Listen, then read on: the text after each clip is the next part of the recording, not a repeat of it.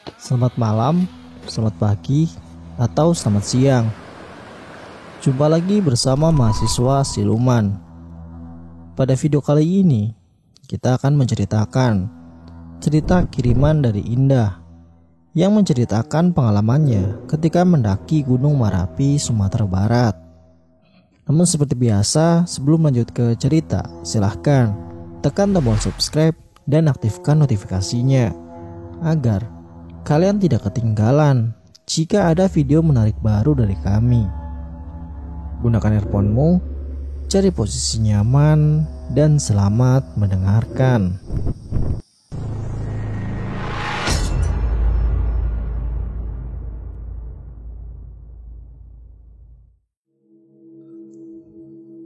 Assalamualaikum warahmatullahi wabarakatuh.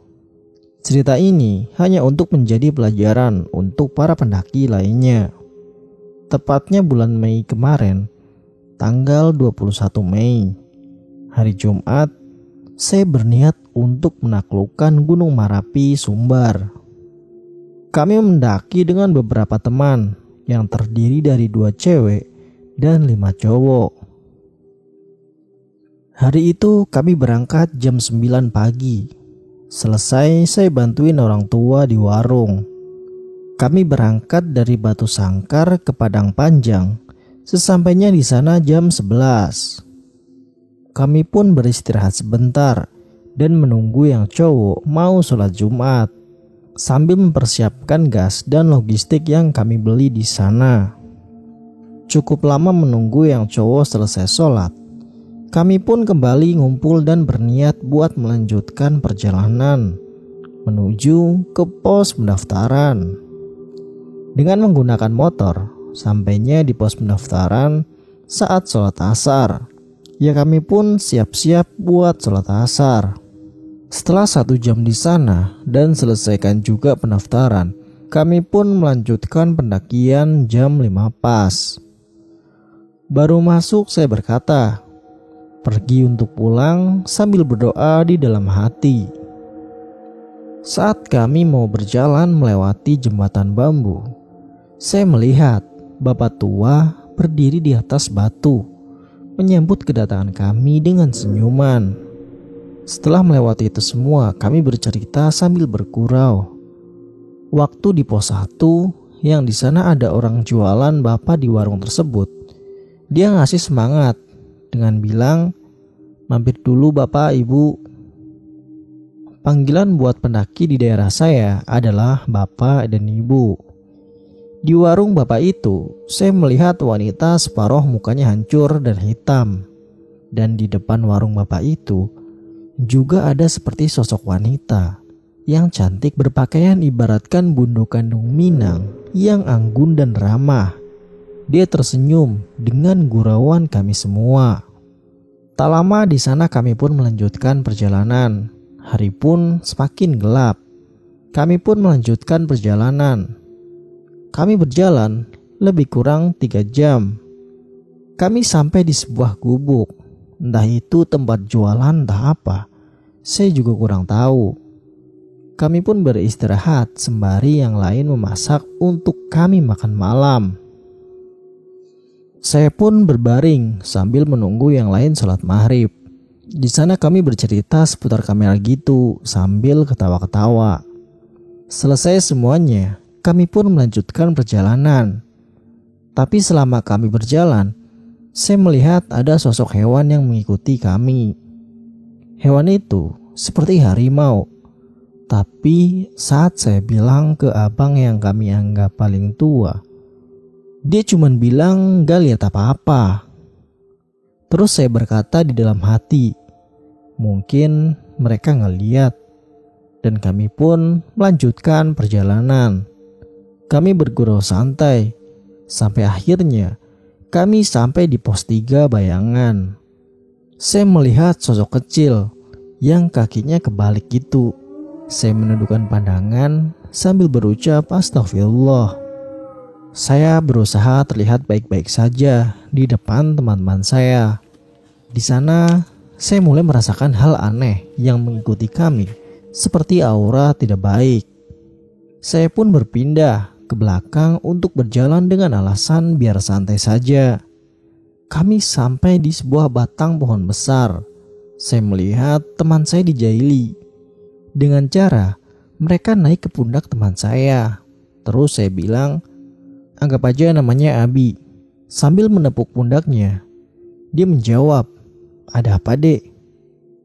Karena saya yang paling kecil, makanya mereka memanggil saya dengan sebutan dek. Duduk dulu Bang Abi. Ade mau cerita sedikit sambil ngelus pundak Bang Abi yang dia bilang sakit. Dengan bacaan ayat Al-Quran dan pertolongan Allah, Bang Abi merasa lebih baikan. Di depan, saya melihat dua teman perempuan saya capek. Terus saya bilang, Kak, mau istirahat dulu nggak? Tapi dia bilang nggak perlu dek. Kakak penasaran sama keindahan dari atas. Sebagai tambahan informasi, cewek yang berdua itu perdana menanjak atau berbaur dengan acara kayak gini. Ya sudah kak, kalau capek bilang ya kak. Gumam saya kepadanya. Iya dek, tenang aja, kakak bakal baik-baik saja. Saya pun menjawab dengan senyuman dan melanjutkan perjalanan. Kurang lebih 4 jam berjalan, akhirnya kami pun sampai di Cadas. Di sana saya melihat jam dan waktu sudah menunjukkan pukul 12 malam.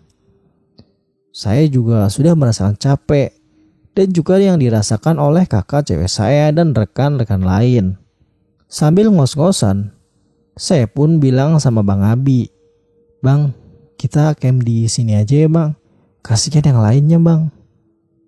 Iya dek, kita bikin camp di sini aja, tapi cari lokasi biar gak kepisah ya. Siap bang. Kami pun mencari lokasi yang nyaman. Setelah ketemu, kami pun mendirikan tenda. Sekitar kurang lebih jam 1, kami pun bersiap-siap buat istirahat. Malam itu saya tidak bisa tidur. Saya pun tidak tidur semalaman. Dengan perasaan was-was akan teman-teman saya. Saya pun kembali duduk sambil menghidupkan ponselku yang tadi pagi aku matikan untuk menghemat baterai. Saya melihat beberapa pesan yang masuk. Setelah jam 4, saya bangunkan teman dan rekan-rekan saya buat siap-siap mau masak dan sholat subuh. Setelah selesai sholat, kami pun masak dan makan. Kebetulan ada salah satu teman kami yang hipo. Kami pun berusaha untuk menghangatkan tubuhnya dengan cara merangkulnya dan memberikan sleeping bag. Dan setelah 1 jam, dia pun berangsur membaik.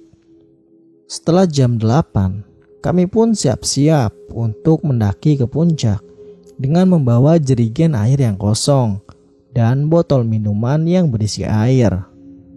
Sampainya di atas sekitar jam 9 lewat. Kami berfoto-foto di Tugu Abel.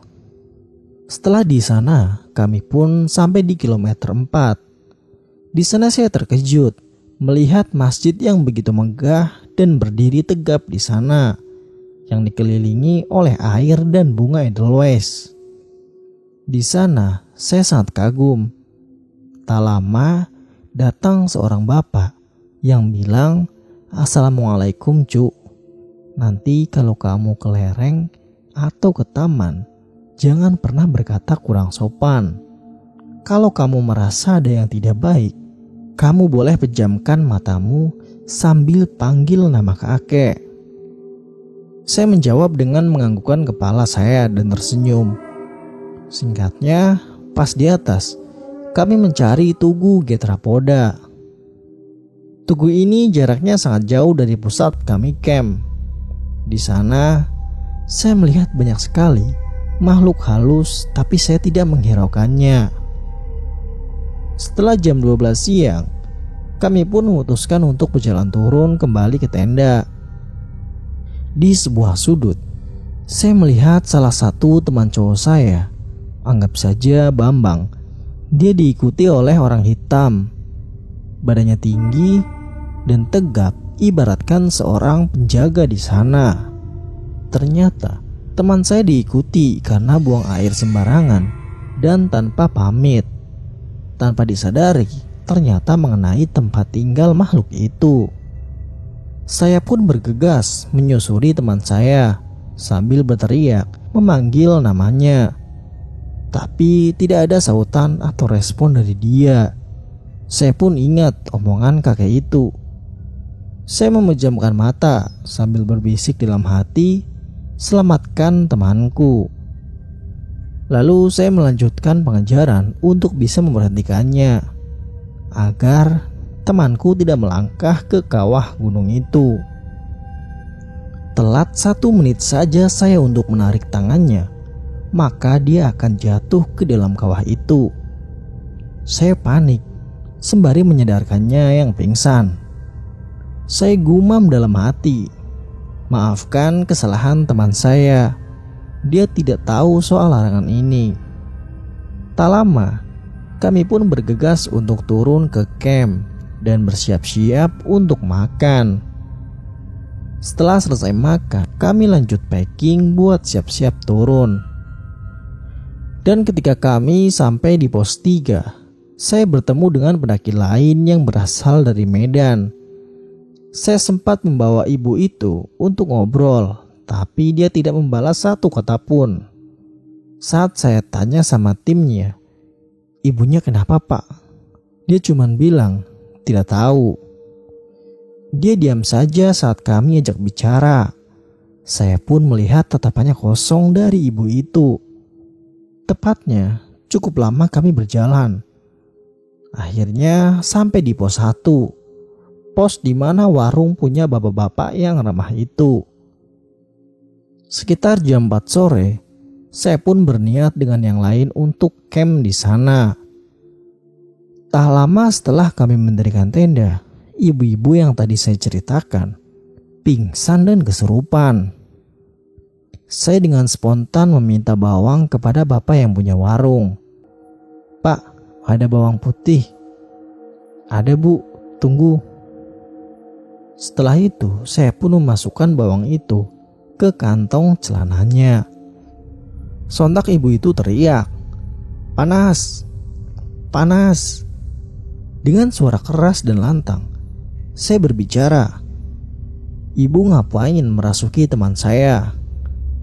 Dia menjawab dengan ketawa besar dan bilang dengan bahasa khas Minang. Dia bilang dia tidak suka dengan orang-orang yang tidak bisa menjaga alam dengan baik. Dia pun marah sambil mendorongku sampai terjatuh. "Aku tidak akan keluar dari tubuh teman kamu sebelum dia ambil lagi sampah yang dia buang di alamku ini." Aku pun bertanya-tanya dengan nada marah kepada rekannya, apa ibu ini lagi head? Mereka menjawab, "Iya." Terus saya bilang, "Di mana sampah bekas head itu dibuang?" Kemudian rekannya bilang, "Sampah itu ada di atas, di dekat pohon tumbang." Dengan rasa cemas, saya pun berlari ke atas untuk mencari sampah bekas head ibu itu. Berkali-kali saya berhentikan karena capek. Tapi saya harus cepat sebelum ibu itu kenapa-napa lagi. Sekitar jam 7 malam, saya sampai di pohon tumbang itu. Saya bergegas mencari sampah itu. Setelah saya dapatkan, saya bergegas turun dan sampai di bawah jam 11 malam. Saya masukkan sampah itu ke dalam kantong sampah yang sudah kami isi berbagai macam-macam sampah lainnya untuk nanti dibuang pas di SDA. Sampahnya sudah saya temukan dan maaf atas ketidaknyamanan ini, gumam saya kepada ibu itu. Dengan membaca ayat kursi dan ayat Al-Quran lainnya, saya minumkan air kepada ibu itu dengan harapan ibu itu bisa seperti sedia kala. Alhasil sudah jam 12 malam, ibu itu pun sadar dan menyesal atas apa yang sudah dia lakukan. Saya menyuruh ibu itu untuk istirahat di dalam tenda saya. Saya duduk di luar tenda dengan perasaan cukup tenang saat itu. Saya masuk ke dalam tenda jam 2 malam, berniat untuk tidur. Mungkin cuma 30 menit saya memejamkan mata. Saya mendengar seperti ada pasar di sana. Suaranya yang riuh membuat saya bangun dan melihat keluar. Dan benar saja, di sana banyak sekali yang berjualan. Dari mulai sayuran dan buah-buahan ada juga. Saya pun didatangi sosok kakek tua, memakai sorban, dan berkata kepada saya, "Nak, masuk saja ke dalam. Jangan hiraukan mereka. Kalau masih ada apa-apa, udah hiraukan saja." Saya pun mengiyakan omongan kakek itu. Meskipun susah buat saya tidur, saya pun tertidur setelah sholat subuh. Dan jam 9 pagi, saya bangun melihat sekeliling saya. Tapi tidak ada bekas orang jualan. Saya pun bertanya-tanya kepada teman yang lain, apakah ada yang melihat pasar tadi malam di sini. Mereka ketawa dan bilang, "Kamu halu, Dek. Jangankan pasar, bapak ini aja ngejualan semalam." Sambil menunjuk ke arah bapak itu.